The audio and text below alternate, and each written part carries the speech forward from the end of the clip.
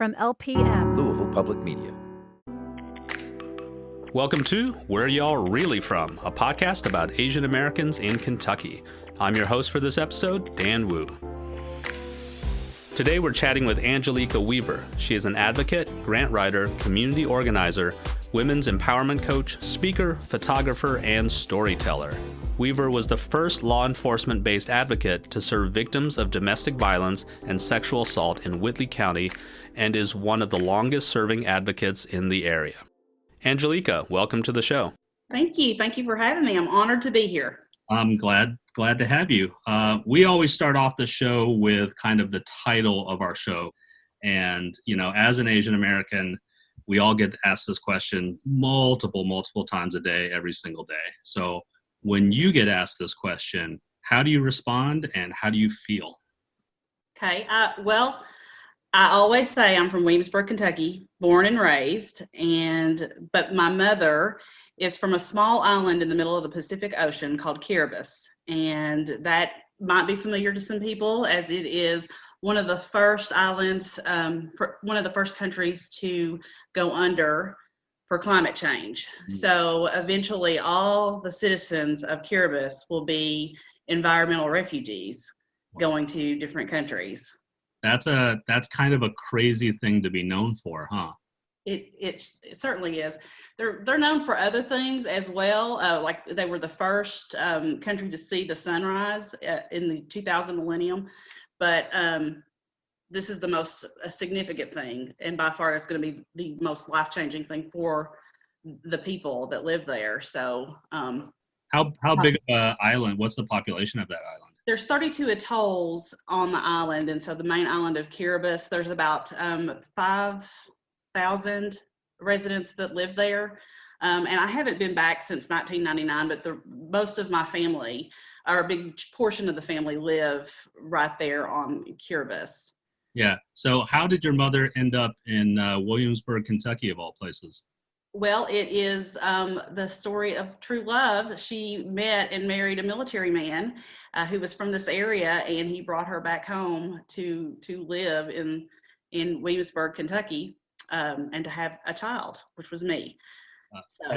Have you gotten to talk to her much about sort of her first years and first impressions of being in Kentucky, and not just America, but like specifically Kentucky? Yeah. So she came, I was born in 1974. She came to Kentucky in 1973. And even growing up, it's my childhood, I went to public school in a very, around 700 people in the area in a small county school, and I was the only brown person there. So she faced a lot of racism coming into this country, being in a biracial marriage. And she really wouldn't talk a lot about that, but there was one particular time that I can remember that I was really young, and we went to it was like a truck stop in Corbin, Kentucky, and I was with my grandparents and my mother and father, and they refused to wait on us because my mother was at the table, and so I know that we had to leave, and that kind of just shaped going forward a lot of the things that she did. I used to play ball when I was in elementary school, and she would never come to my ball games. And held a resentment for that until I was in my 20s, because I faced a lot of racism at those ball games. And so I felt like it was her job as my parent to be there to protect me. So I can remember very clearly being in my 20s and just really giving her what for in one of our arguments. You should have come to those ball games. Mm-hmm. And she just looked at me, first time that she'd ever really talked about it. And she said, you know, Angie, I didn't come to those ball games because I thought it was going to be worse on you, that you were going to have to face more criticism because I was sitting in those stands. Wow. And from that point on, like, I got it. I understood. And it was a real healing process. We never mentioned it again. I said, okay, I understand. And we went on. So she faced a lot of that stuff on her own. One of the reasons that I don't know a whole lot about my heritage in Kiribati is because she really tried to shield me from that racism. So one of the ways she did that was really focusing on my Appalachian side and to make sure that I knew all about my Appalachian raising. But unfortunately, you know, what happens is that you forget about a whole other part of your identity that you're having to make up. She passed away in 2015. And so I really have to work at knowing, and thank goodness for social media, that my family from the Gilbert Islands, from Kiribati, will come, will talk to me via social media and give me some of my background history. Otherwise, I wouldn't have it. Yeah, that's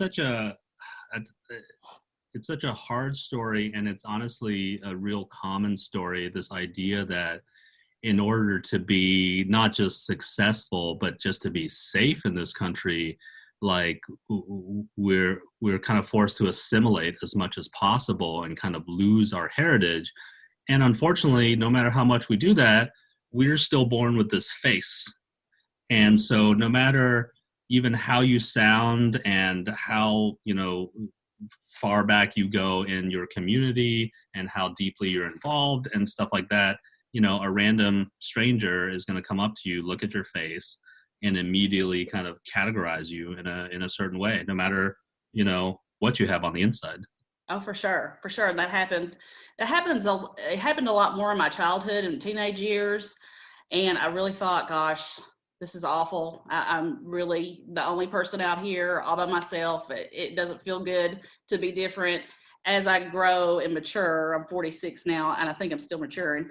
I get the sense that I am special, and this is what makes me is this face, but also the words coming out of my mouth it takes people off guard when they hear this Appalachian accent. Yeah. Well, I was going to ask you about that because also you have, a westernized American last name. So I imagine on the phone when you're talking to somebody and you're like, hey, this is Angie Weaver, blah, blah, blah. And then do you get like double takes when you meet somebody that you initially just talked to on the phone and then you show up and this is not what they expected?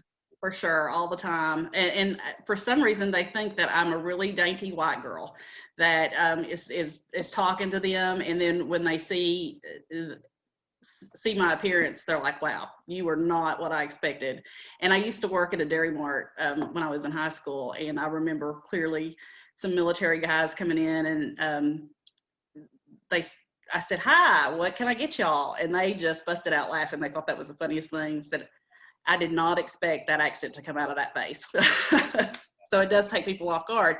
The other thing that it does to benefit me, though, is that it does take people off guard. And so there's a positiveness to it that, I can really get in there and, have communication with them in a different way. Yeah. That I probably wouldn't if they were on guard all the time. Right, exactly. And it's interesting. It's like, it's not just the way we look, because often, like Asian Americans in America, we don't quote unquote dress Asian, right? We're not wearing traditional costumes from 100 years ago. But between our face and a lot of us who come here who have accents, there's sort of two ways that people immediately kind of categorize us and kind of other us. But for you, like you born and raised in Whitley County in Williamsburg, of course, this is what you're going to sound like. Yeah. But nobody expects it to come from a face that's not white or black. I kind of like the, your ability to throw people off. You're not even doing it on purpose. Yeah. Yeah. That's kind of amazing to me. Yeah. Work is really interesting to me too. Tell me a little bit about your work and how you got into it as a domestic violence and sexual assault advocate. I lucked into that job right after high school or right after college. In 1996, I was working for the county attorney. He said, I think that you would be really good. I'm writing this grant for a domestic violence advocate. You would probably be really good at that. You want to try that? And I said, sure. I didn't know what that entailed. I was 24 at the time. And so working with domestic violence victims and sexual assault victims is a whole breed of cat. I mean, you're talking about women that have some strength and resilience that can astound you. So moving forward, I wrote a grant for the police department. I took the job as the law enforcement advocate there and have been there ever since. About 10 years ago, I want to say, I really had I reached some burnout and thought, this is, and I had some health issues and said, this is going to kill me if I don't do something different. I really made the mental preparation. I really decided then I want to do something in prevention versus intervention. And how can I do that? How can I affect it when I am providing direct services in the courtroom and making sure that these ladies are okay? How can I manage both? And I really came to understand that, you know, if I want to get rid of domestic violence and sexual assault then in a community, then I really need to look at the community as a whole. And I really have to change the community's mind. I always said, I say this, and I continue to say this, the criminal justice system is a reflection of the community it serves. And so we say things like, we don't believe women should be sexually assaulted, but we also say things like, maybe she deserved that because she was at the wrong side of town and she was wearing a short dress. So we really have to get the community's engagement and really have them involved in changing this culture. And culture change, as you know, is a hard thing to do, but it happens if enough people believe in the same message. I believe that we do have those numbers to affect the change. We just all have to get together with one voice to make that happen. Yeah. So I started switching on what some of the things that I was focused on, and I created, I helped create a group called Why Whitley. And so we really focused on, what we saw as the community's problem. We were in the middle of a drug epidemic. And so we would hear things like, Whitley County must be the worst place. We would go out of town and my friends from out of town would say, Whitley County was back on the news again. Terrible. You have all these murders there. And that's just a little snippet of what Whitley County is about. There are some great parts to Whitley County. And so what we saw is Why Whitley, we saw people that were losing hope in their community. And so we wanted to affect that change first. And so we got together, we wrote some grants. We put some murals up. We helped put murals up for other organizations that were wanting to do the same thing. We're helping build out a park in the middle of our town square to lift morale, and then hopefully continue to work on that change of perception that we can't do anything about bullying or domestic violence or sexual assault, and really get our stuff together so we can be one voice. Yeah. Do you feel like, in a way, I've heard this from some other Asian American folks who either grew up or lived for some years in like smaller communities, even something like Bowling Green. I've had another friend who lived in Whitesburg.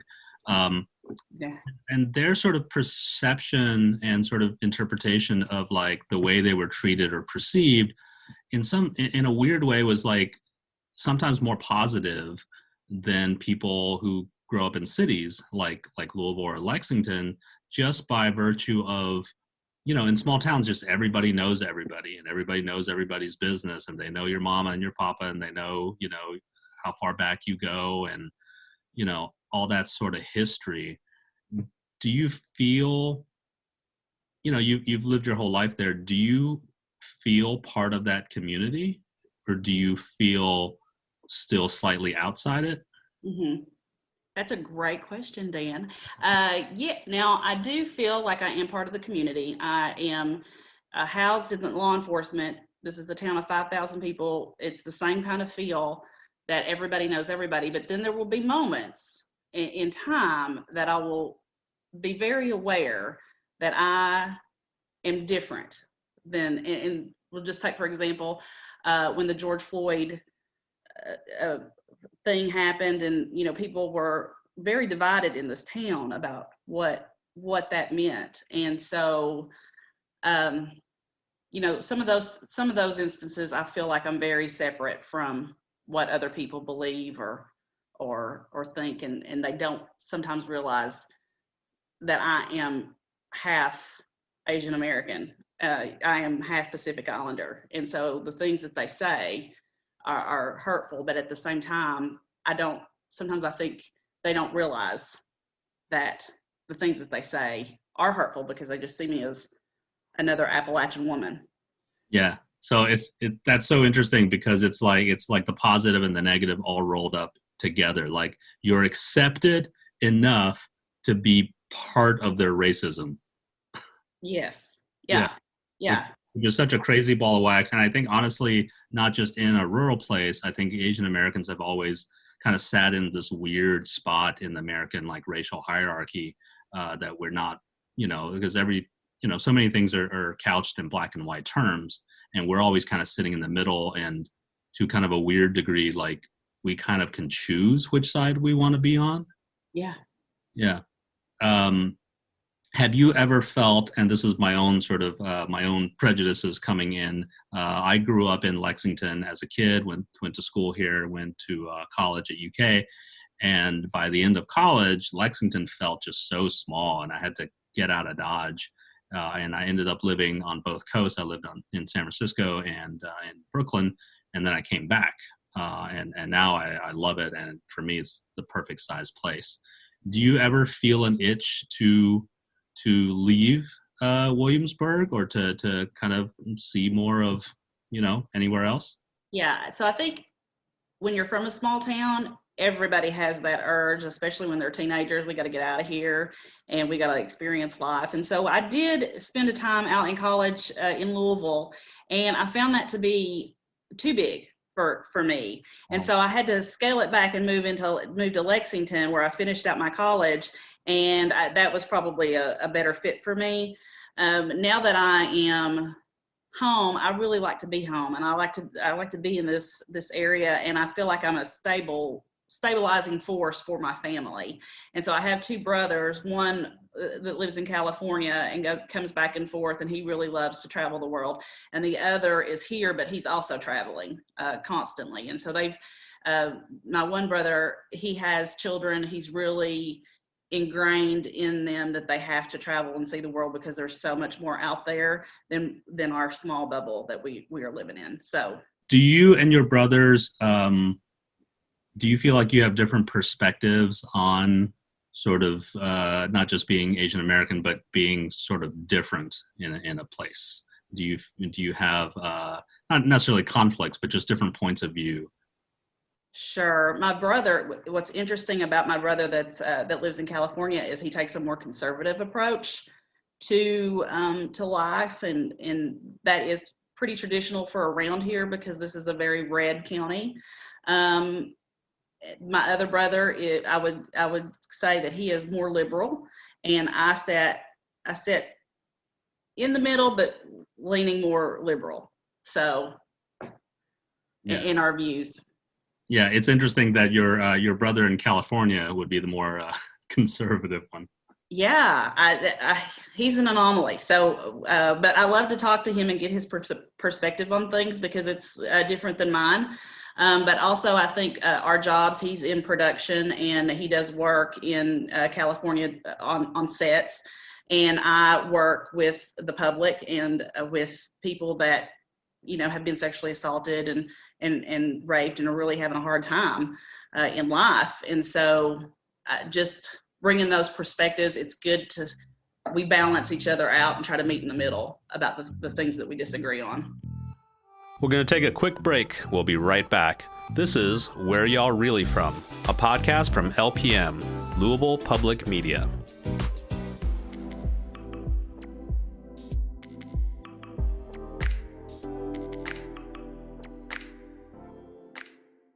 This is Robert Siegel, inviting you to listen to great podversations from the Kentucky Author Forum. This fascinating interview podcast is distributed by Louisville Public Media and available on your favorite podcast apps. Thanks for listening. Welcome back to Where Y'all Really From.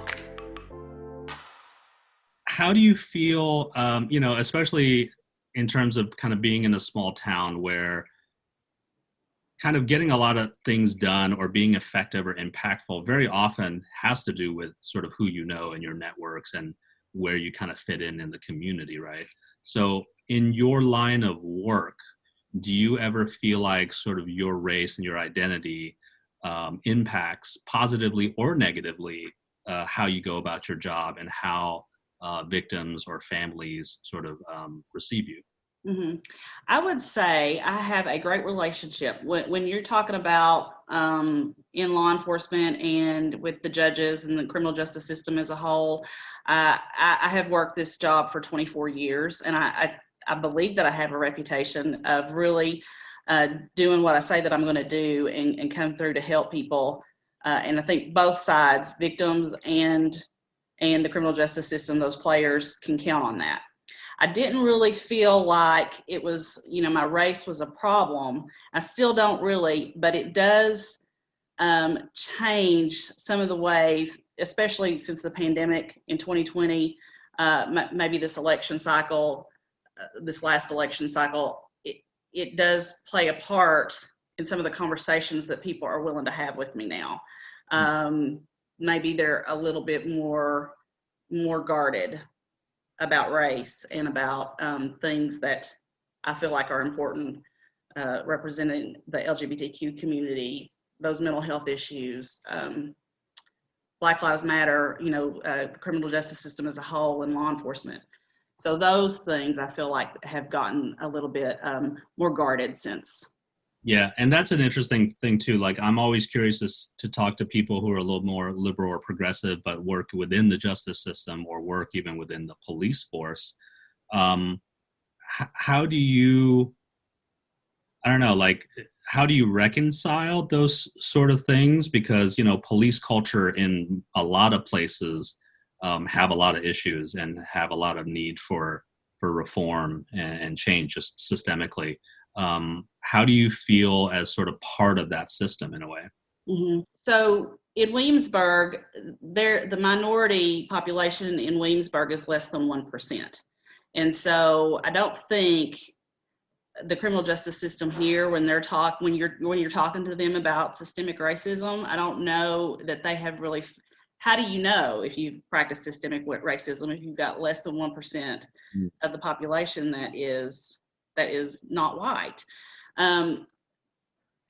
But at the same time, and this is what I've experienced as a whole, not just within the criminal justice community, but when you start talking about things like racism, people automatically get defensive because they are saying, you think I'm a racist, you think I'm a bad person. And so they want to shut that conversation down and not talk about the bigger issue of systemic racism, what we're talking about, and how it affects the criminal justice system as a whole, what policies and procedures look like. And so, you just have to, it's a tread carefully sort of thing, even in a 1% minority population.